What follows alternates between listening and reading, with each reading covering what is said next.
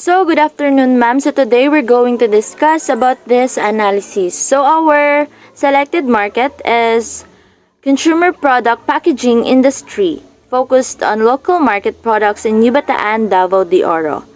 Packaging is a critical element in marketing and consumer decision making, especially for young adults aged 18 to 30 in New Bataan.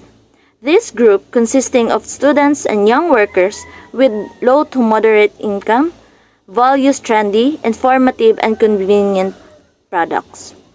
However, many local products have packaging that fails to meet these needs, creating a significant market gap.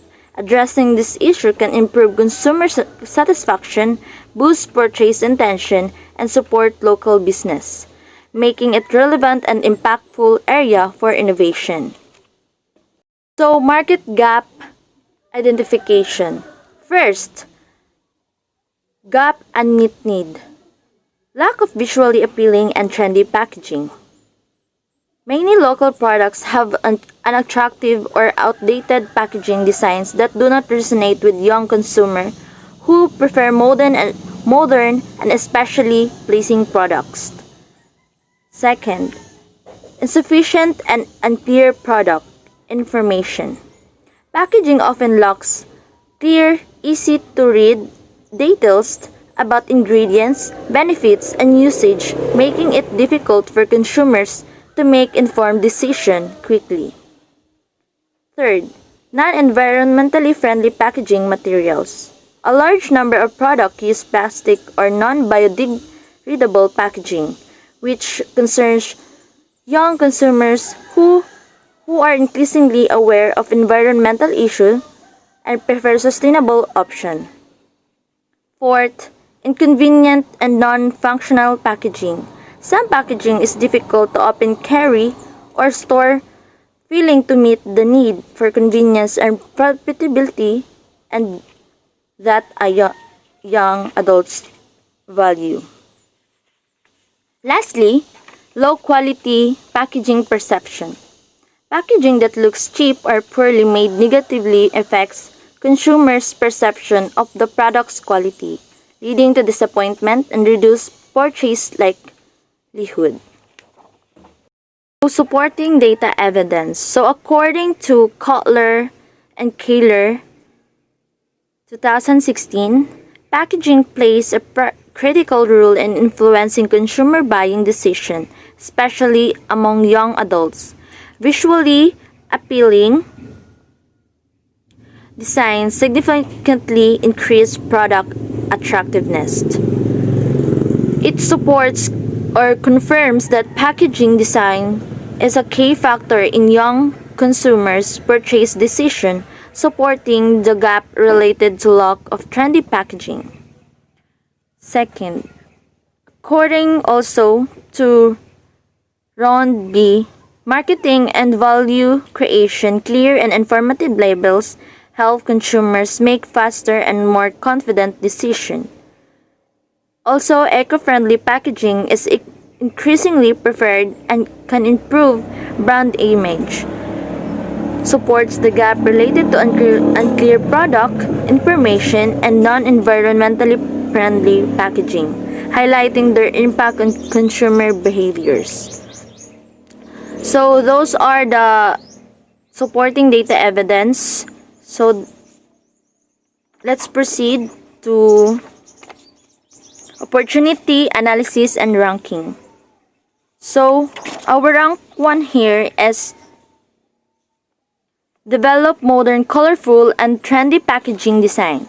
Young adults are highly attractive to visually appealing products, and this opportunity direct addresses the top gap.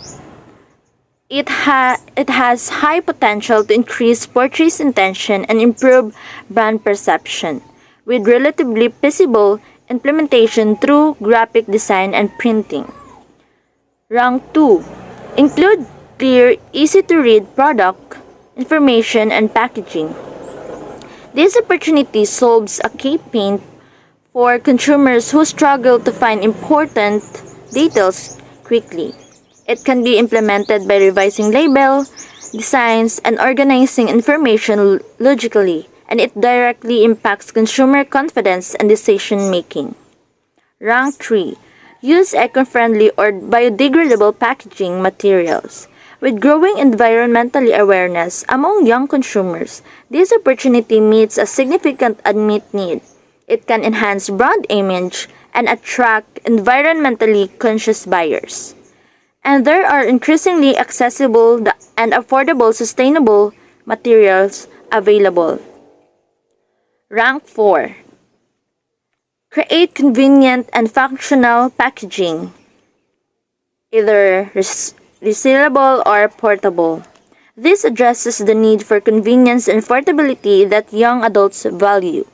It improves user experience and can lead to higher customer satisfaction and repeat purchases with feasible design and product option. Last rank. Design high-quality packaging to improve product perception. This opportunity addresses the gap of low-quality packaging perception by using better materials and finishes. It can be enhanced consumers' perception of product quality and increase trust with manageable cost for implementation. So next is visual infographic. Part B, brainstorming records and idea development. Brainstorming technique use mind mapping. We use mind mapping as a brainstorming technique. This method helps organize ideas visually and allows to explore different possible solutions. We started by writing the central topic innovation packaging solution in the middle, then we create branches for key areas such as design, information, sustainability, functionality, and quality. From each category, we generate multiple ideas and connected related concepts. This helps use distinct creatively and identify different ways to solve packaging problem is in the market. From our brainstorming, we created less 10 ideas. Some key example include using modern and colorful packaging design, adding clear and easily to read production information, and using eco-friendly materials, and creating resealable packaging, and adding QR codes for product details, designing, minimalizing, and portable packaging. These ideas focus on improvement, appearance, usability, and sustainability. And the idea one is trendy and visually appealing packaging design. This idea focuses on making packaging attractive by using modern, colorful, and 3D design. This goal is to catch the attention of customers, especially young adults. And young adults may age 18 to 30 in New Bataan who like stylish and eye-catching products. And my market problem solved is some products are ignored because their packaging are boring. This idea improve visually appeal and making products more noticeable and increasing the chance to purchase.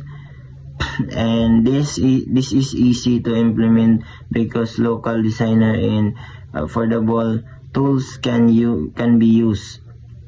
Printing is also accessible, so the cost is low. Idea 2, clear, informative packaging label. This idea focuses on providing clear, easy to read product information such as ingredients, benefits, and instruction, expiration dates, and it may also include icons or symbol to make information to make information easier to understand. And the target market is young adult student. You want quick and clear information while buying products. Many problem solved is many products have unclear labels. This idea helps customer make faster and better decision, improving the shopping experience. Flexibility, very practice because it only requires improving label design. It does not need major change or higher costs. Idea 3, eco-friendly sustainability packaging solution. This idea promotes use of environmentally friendly materials such as paper, cardboard, and biodegradable plastics. It also includes educating customers about sustainability. The target market is young adult students who care about environment and prefer eco-friendly product. Market problem is solved is traditional packaging harm the environment. This idea reduce waste and support sustainability. Flexibility. Although eco-friendly materials can be slightly more expensive, they are becoming more available. Affordable business can also attract more customers by promoting sustainability. So, evaluation matrix and decision making. So, our first criterion name is feasibility. So, what does this criterion measure? So, how easy the solution is to implement using available resources including technical skills, materials, and financial resources. So, our second criterion name is impact. So, the level of improvement in customer satisfaction, purchase decisions, and brand perception that the solution will bring. So our third criterion name is cost. So the affordability of production and long-term use of the solution including the cost of materials, design, and printing. So our fourth criterion name is user acceptance. The likelihood that consumers will prefer and adapt the solution based on their needs, preference, and values. Our five criterion name is sustainability. The environmental impact of the solution, including the use of sustainable materials, recyclability, and biodegradability. Comparative analysis of the three ideas. Idea 3. Eco-friendly and sustainable packaging solutions. Scored the highest with a total of 22 points. It performed exceptionally well in terms of impact, user acceptance, and sustainability, which are factors in meeting the needs of the target market and addressing the market gaps. While its feasibility and cost were slightly lower than the other two ideas, they were still at a good level, making it a well-rounded and highly effective solution. Idea 1.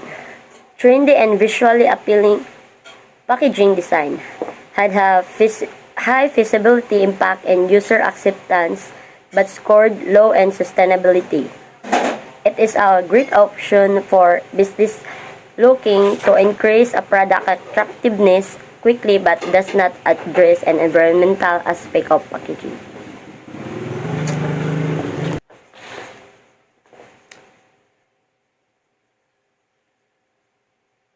Idea 3.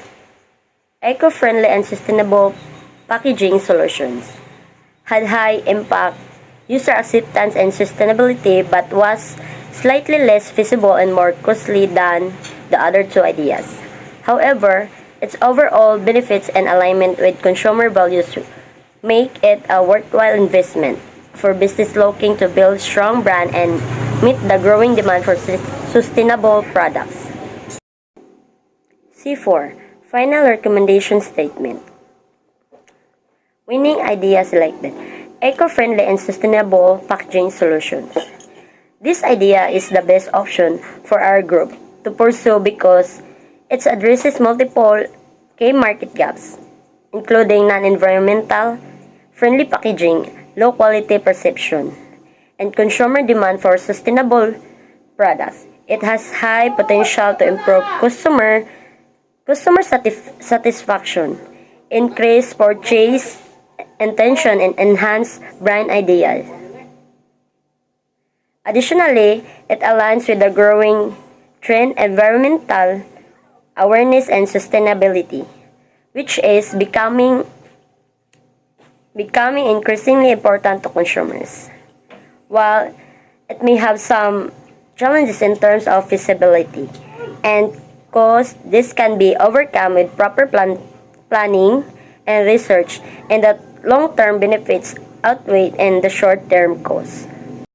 So, reflecting on this topic really changed my perspective. I used to think packaging was just a minor detail, but now I see it has a huge part of marketing and consumer satisfaction, especially for young people.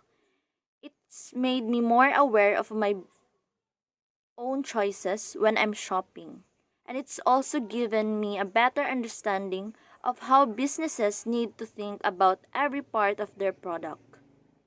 It's like packaging is a silent salesperson, and it's for young adults in Yubataan.